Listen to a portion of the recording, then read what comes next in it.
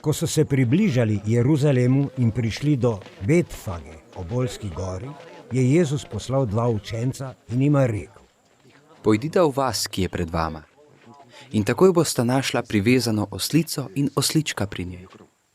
Odvežite ju in ju pripeljite k meni. Če vam kdo kaj poreče, recita: Gospod ju potrebuje, in takoj ju bo poslal.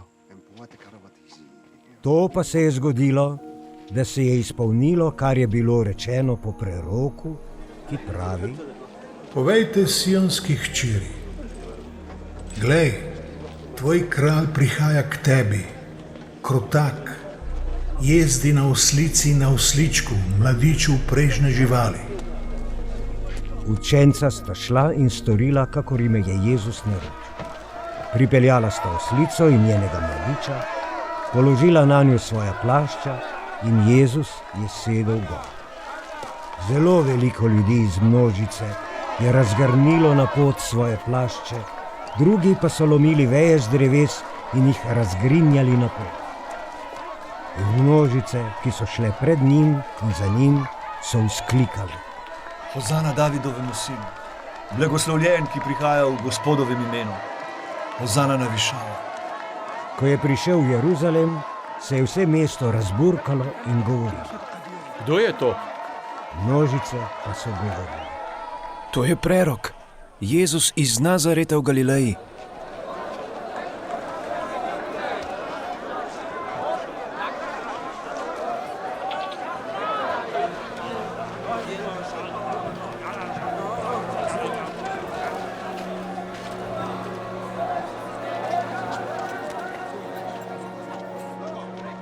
Jezus je stopil v tempelj in izgnal vse, ki so v templju prodajali in kupovali.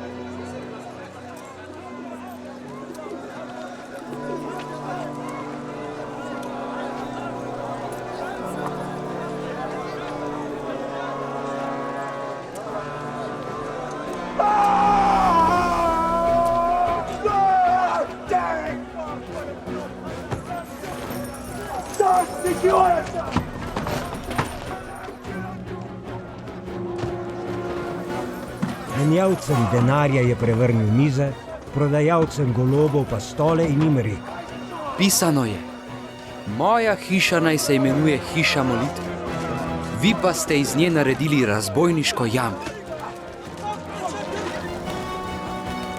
V templju so se mu približali slepi in hromi in jih je ozdravil. Ko so veliki duhovniki in pismouki videli čudeže, ki jih je storil, in otroke, ki so v templju vzklikali in govorili: Hozana Davidovemu sinu, so postali nejevoljni.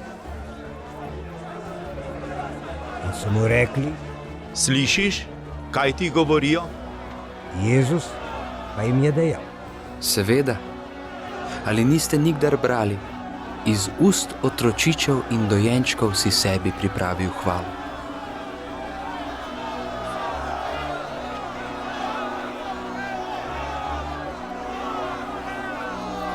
Nato jih je zapustil. Iz mesta je šel v Betanijo in tam prenočil.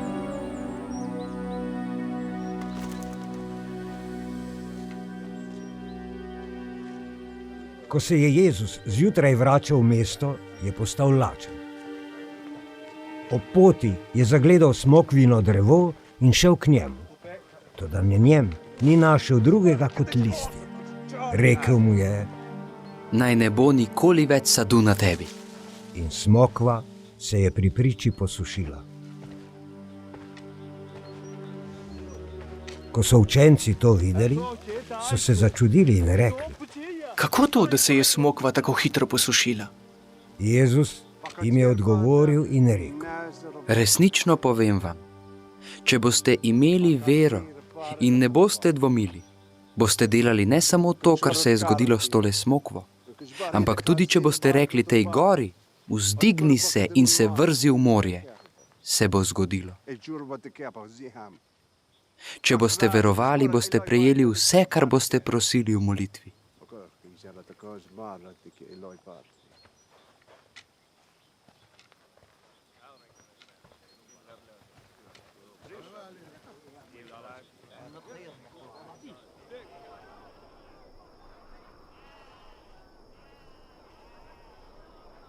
Prišel je v tempelj in medtem, ko je učil, so stopili k njemu veliki duhovniki in starešine ljudstva ter rekli: S kakšno oblastjo to delaš?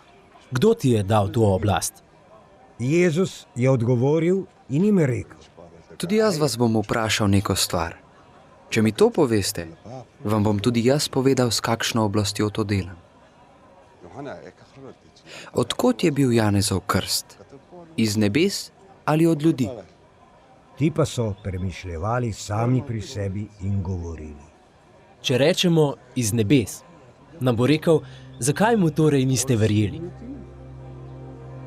Če pa rečemo od ljudi, se bojimo množice, kajti Janeza imajo vsi za preroka. Zato so odgovorili Jezusu. Ne vemo. In on jim je rekel: Tudi jaz vam ne povem, s kakšno oblastjo to delam. Kaj se vam zdi? Nekdo je imel 2 sina.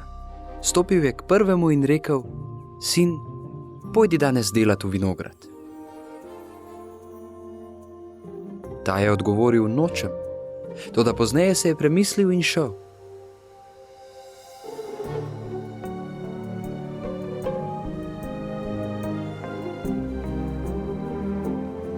Stopil je k drugemu in rekel isto.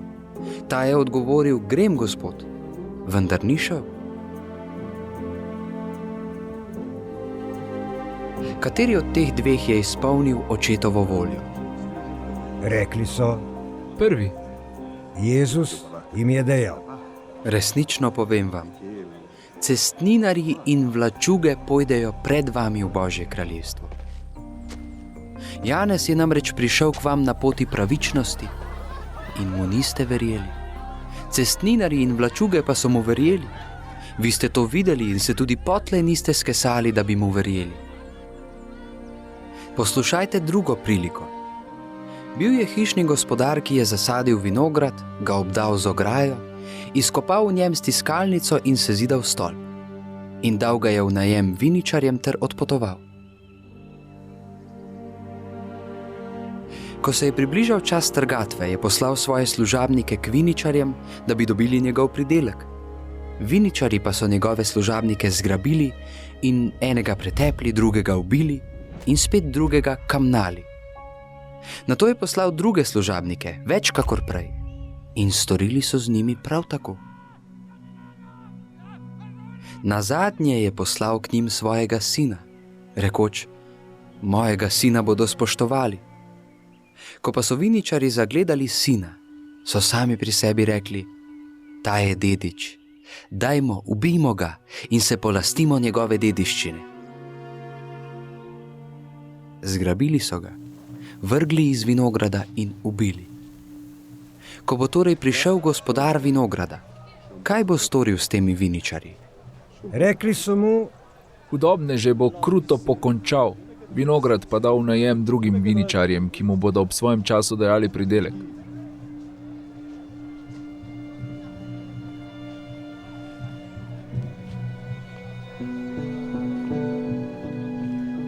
Jezus jim je rekel: Ali niste nikoli brali v pismih? Kamen, ki so ga zidarji zavrgli, je postal vogalni kamen.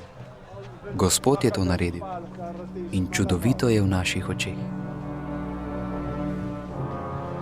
Zato vam pravim, vzelo se vam bo Božje kraljestvo in dalo ljudstvu, ki bo obrodilo njegove sadove. In kdor bo padel na ta kamen, se bo razbil, in na kogar pade ta kamen, ga bo zmečkal. Ko so veliki duhovniki in farizeji slišali njegove prilike, so spoznali, da govori o njih.